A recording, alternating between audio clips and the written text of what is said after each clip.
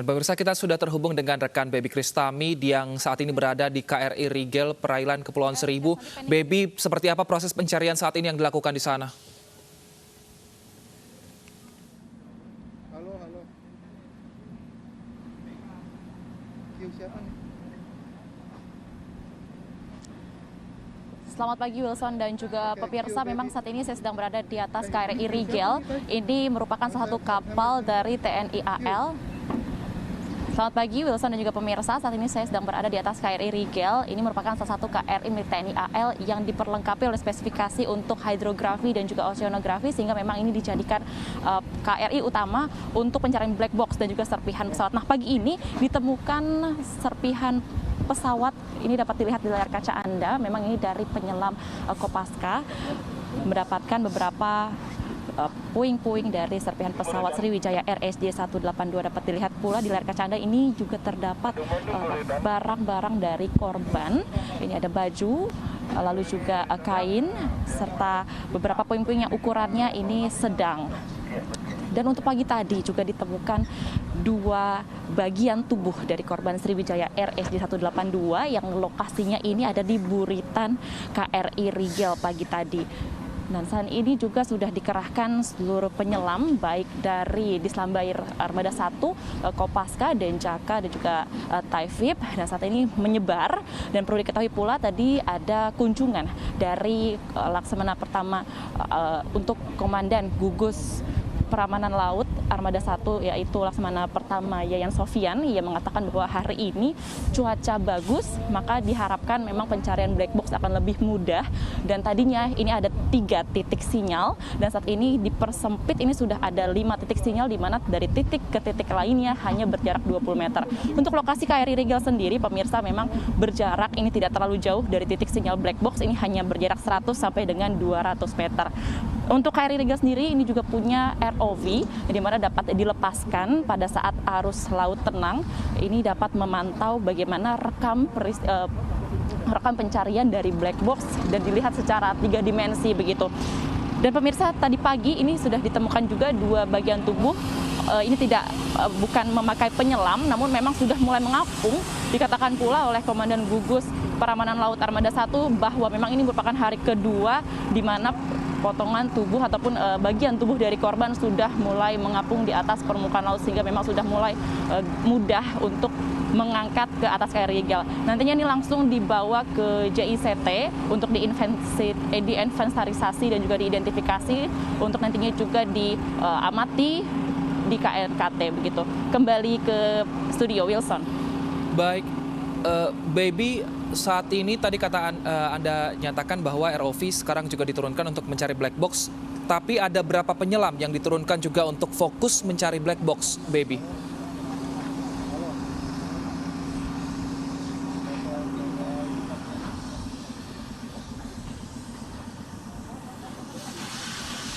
Ya, Wilson dan juga pemirsa, untuk difokuskan mencari black box ini ada penyelam dari Kopaska dan juga Denjaka, yang total ini kurang lebih dari 200 penyelam. Ini sudah disebar ke beberapa titik, namun memang fokusnya selain dari black box juga kepada serpihan pesawat. Pemirsa, ini saya juga ingin menampakkan kepada Anda, ditemukan salah satu bagian ataupun part dari pesawat Sriwijaya Air.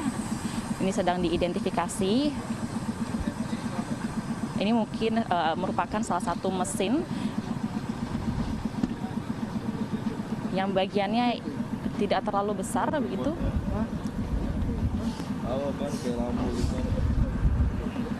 Ya, memang diketahui untuk pencarian puing-puing dari pesawat Sriwijaya RSJ 182 untuk hari keempat ini dikatakan lebih mudah dibandingkan dengan hari kemarin, karena ini mulai radiusnya ini mengecil. Tadinya ada di 400 meter, namun sekarang 200 meter, dan pencarian juga sekarang sudah menyisir ke bagian darat.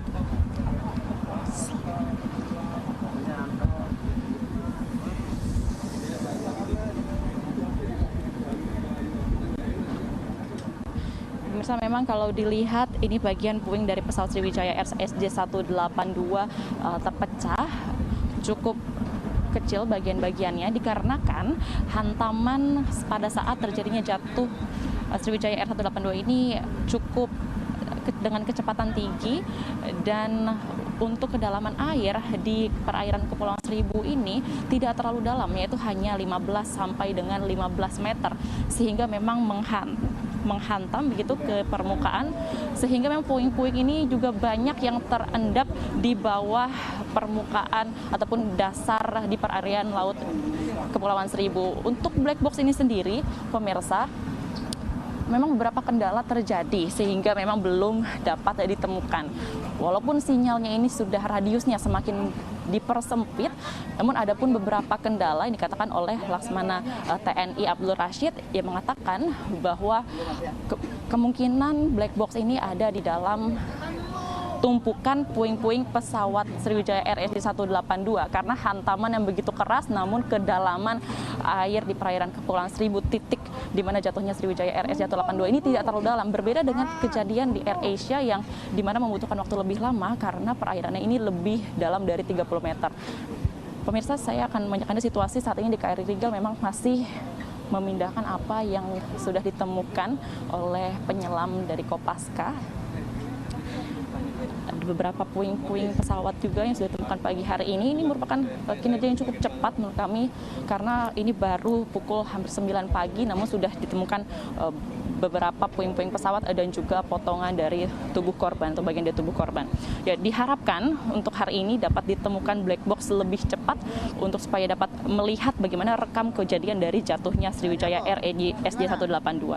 Kembali ke Anda, Wilson. Baby, bisakah Anda mewawancarai salah satu tim yang bertugas di KRI Rigel seperti apa, proses pencarian dan spesifikasinya seperti apa? Karena jika kita membandingkan dengan teman kita tadi, ada Vito Erlangga, dia mencarinya di sekitar 1,6 mil dari Pulau Lancang. Nah, saat ini di mana posisi Anda berada dan posisi persisnya? Lalu untuk yang tadi serpihan-serpihan yang ditemukan, kapan akan dibawa ke pelabuhan JICT untuk diinvestigasi oleh tim KNKT?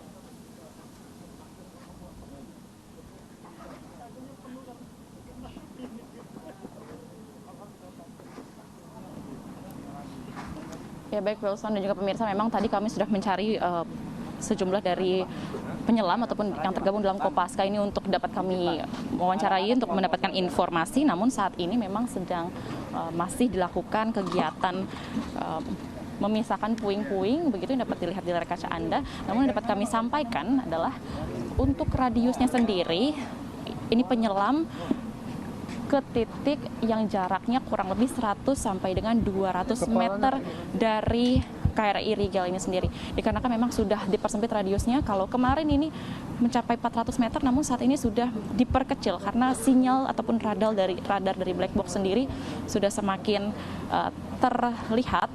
Dan untuk puing-puing pesawat dan juga bagian tubuh korban ini juga sudah mulai mengapung begitu. Ya, untuk saat ini juga dari sejumlah rekan-rekan media ambil gambar atas temuan pada pagi hari ini oleh Kopaska. Ini masalah itu bukan sama orang-orang. Tapi biasa Anda pemirsa, kami akan terus berusaha untuk mendapatkan informasi dari salah satu tugas yang terlibat dalam Kopaska. Mas bisa minta waktunya sebentar? Iya, Mas bisa diceritakan tadi pada saat mendapatkan puing-puing ini di titik mana, Mas? Kita melaksanakan penyelaman, membawa ping lokator mencari titik yang terkuat ping lokator. Nah, ini titik ini posisi di ping yang paling kuat sekali. Oleh karena itu mungkin karena tertumpuk banyak ya, kita susah mencarinya, kita ambil pelan-pelan. Ambil pelan-pelan, nanti kita tarik. Semua penyelam seperti itu.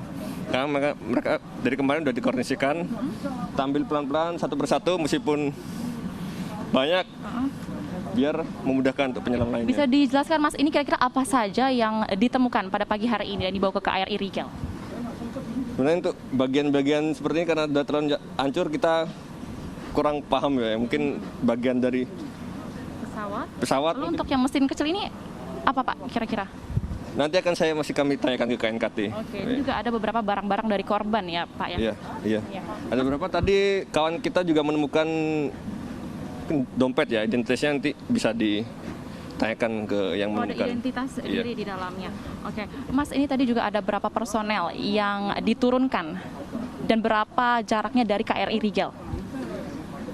Saat ini mungkin sekitar 200 meter dari sekitar Rigel. Jadi kita ada tiap tim menurunkan 4 penyelam dibagi dua pasang, kita turun ke lokasi yang sama. Jadi pelan-pelan semua penyelam di bawah kita mengangkat puingnya pelan-pelan sedikit demi sedikit baru nanti kita tarik ke atas. Oke, ini kapan akhirnya dibawa ke JICT, Mas? Mungkin nanti semuanya hasil dari penyelaman hari ini sore baru kita geser ke JCT. Oh, oke, berarti paling cepat nanti sore ya, Mas ya. Mas, untuk Kopaska sendiri ini apakah ada fokusnya mencari serpihan dari pesawat dan juga black box ataukah bagaimana? Seluruh serpihan pesawat dan juga bagian tubuh korban juga dicari oleh Kopaska? Ya, tidak.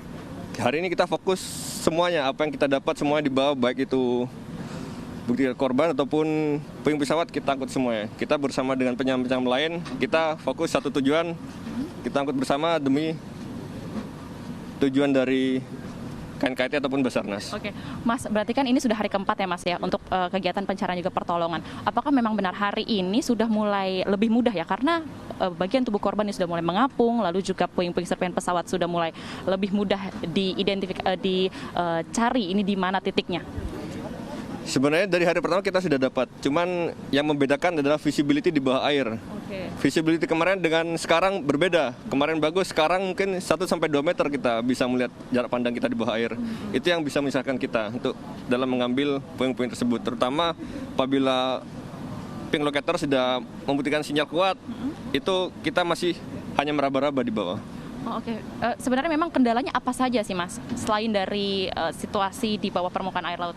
Yang pertama cuaca di atas, arus ataupun lumpur. Begitu kita menginjak di dasar laut, itu pasti lumpur bakal naik dan mengganggu pandangan kita.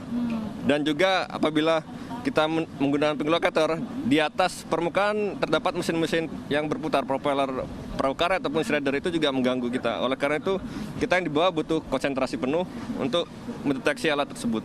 Oke, baik. Berarti nanti habis ini Mas mau kemana, Mas? Lanjut lagi? Lanjut nyelam, kita istirahat 30 menit, baru setelah itu menyelam lagi. Oh, berarti ini dibagi per 30 menit? Iya, mau 30 menit sudah bisa nyelam, silakan nih. Oke, nanti menyelamnya berapa menit, Mas?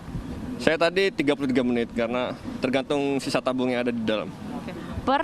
Diturunkan penyelam, ini ada berapa orang per timnya? Per tim 2 orang, jadi kita berpasangan. Jadi apabila ada trouble, mereka saling membantu. Oke, baik. Berarti Mas nanti mau lanjut lagi ke arah mana nih, Mas, nanti? Ada di sebelah lambung kanan. Sebelah lambung kanan yang berjarak kurang lebih 200 meter dari KRI Rigel. Oke, terima kasih banyak, Mas, untuk waktunya. Selamat bertugas kembali dan jaga stamina. Ya, Wilson dan juga pemirsa, memang diketahui ini dibagi beberapa shift di mana 1 atau sampai 2 penyelam diturunkan, lalu selama 30 menit ini mereka mencari baik dari serpihan pesawat Sriwijaya RS 182 ataupun bagian tubuh korban. Juga mereka fokus juga untuk mencari black box begitu. Ya, ini juga untuk menjaga stamina sehingga ketika mereka kembali ini diistirahatkan terlebih dahulu 30 menit.